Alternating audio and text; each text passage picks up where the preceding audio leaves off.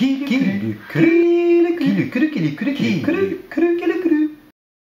à Qui l'eût cru, on va parler de mots. Les mots. Qu'est-ce qu'un mot? Le mot vient du latin tardif mutum, qui veut dire grommellement. Grrr, grrr, grrr, grrr. Ça a commencé comme ça et ça s'est raffiné, en tout cas pour certains. Et ces groupes de sons-là correspondent à un ou plusieurs sens déterminés. Exemple, si je dis le mot maison, on s'est communément entendu pour dire que quand on entend le son mais et zon mis ensemble, ça désigne généralement 4 murs avec un toit où on habite. Par contre, les mots vont prendre une signification différente dépendamment de la personne qui le prononce. Par exemple, si je prends le mot montagne, le sens va varier s'il est prononcé par un alpiniste, un bûcheron ou un poète. Pour l'alpiniste, une montagne, c'est un défi. Pour un bûcheron, c'est un profit. Pour un poète, c'est une montagne! Ensuite, il y a l'agencement des mots. Les mots vont généralement varier dépendamment de l'ordre dans lequel on va les placer. Par exemple, si je dis un homme pauvre et un pauvre homme, c'est pas pareil. Si je dis une personne drôle, une drôle de personne, petite différence. Quelqu'un qui a un tempérament sanguin, on va dire que c'est quelqu'un qui a le sang qui bout, qui va être très différent de dire de quelqu'un qui a le bout qui sent.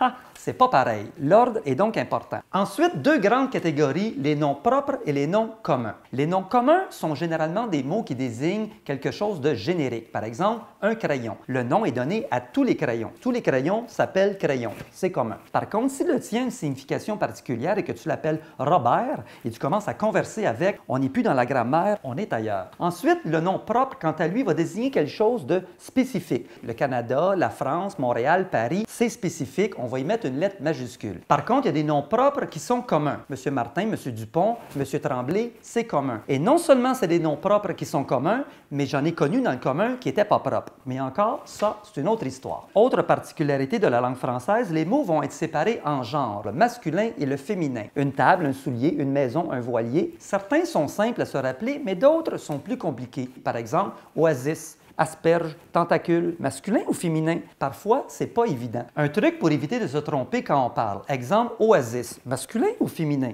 Si on n'est pas certain, on peut dire « Nous avons fait un voyage et nous nous sommes arrêtés dans un oasis et nous avons beaucoup apprécié notre voyage. » On n'y verra que du feu. Toujours dans le masculin et le féminin, certains ont les deux genres. Il y a des mots qui sont bi. Un moule, une moule. Ah!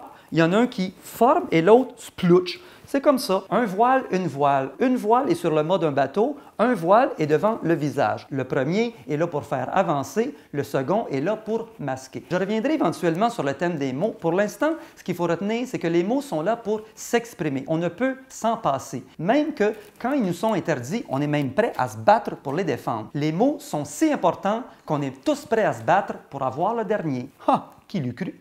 Qui l'eût cru, qui l'eût cru? Qui l'eût cru, qui l'eût cru, qui l'eût cru?